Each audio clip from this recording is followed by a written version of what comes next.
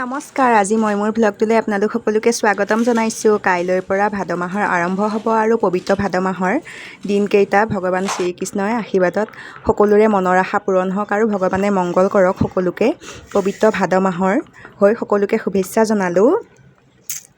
এয়া দোকান বন্ধ কৰি লৈছোঁ আৰু দোকান বন্ধ কৰি লৈ পেলাই আজি যিহেতু সংক্ৰান্তি হয় আৰু আইসকলে নাম প্ৰসংগ আৰম্ভ কৰিছে আৰু এয়া নাম প্ৰসংগ হৈ গ'ল আৰু প্ৰসাদ বিতৰণ কৰিছে।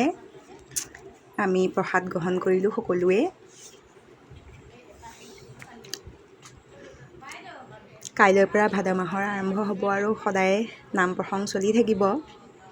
মই দোকানত থাকোঁ, সদায় আহিব নোৱাৰিম আৰু আজি প্ৰথম দিন কাৰণে আহিছোঁ।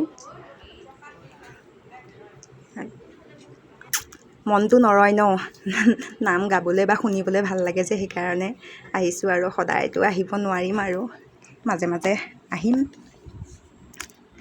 আৰু এয়া নাম প্ৰসংগ ভাঙিলোঁ। ভঙাৰ পিছত এয়া দোকান সামৰি লৈছোঁ। সামৰি আৰু এঠাইত এটা প্ৰগ্ৰেম আছে, তালৈ যাম আৰু গম পাব কি প্ৰগ্ৰেম আছে আপোনালোকে।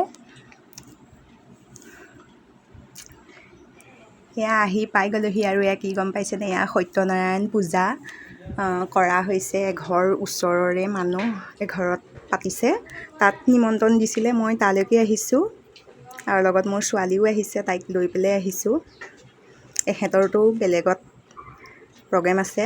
আৰু এয়া দেখিছেনে, এয়া কি বনাই আছে, এয়া হ'ল ভোগ, সত্যনাৰায়ণ পূজাৰ ভোগ। আৰু এয়া কি শুনি আছোঁ গম পাইছেনে, এয়া ইয়াত শুনিছোঁ কৰ্পূৰ, জাইফল, লং, ইলাচি এনেদৰে খুন্দা হৈছে।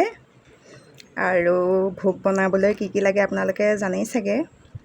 চেনি, মিঠৈ, এনেকৈ চেনি 5 পোৱা লাগে, মিঠৈ আধা কেজি লাগে, আটা আৰু পিঠাগুড়ি মিক্স কৰি 5 পোৱা, আৰু কল লাগিব 5 আষি, দৈ আধা লিটাৰ, গাখীৰ 5 লিটাৰ, কিচমিচ বাদাম এনেদৰে দি বনোৱা হয়। আৰু এই প্ৰসাদ ভাগ অৰ্থাৎ ঘোল বনোৱাৰ ভিডিঅ' যদি লাগে আপোনালোকে কমেণ্টত জনাব। আৰু আজিলৈ ইয়াতে সামৰণি মাৰিছোঁ। শুভকামনা থাকিল সকলোকে।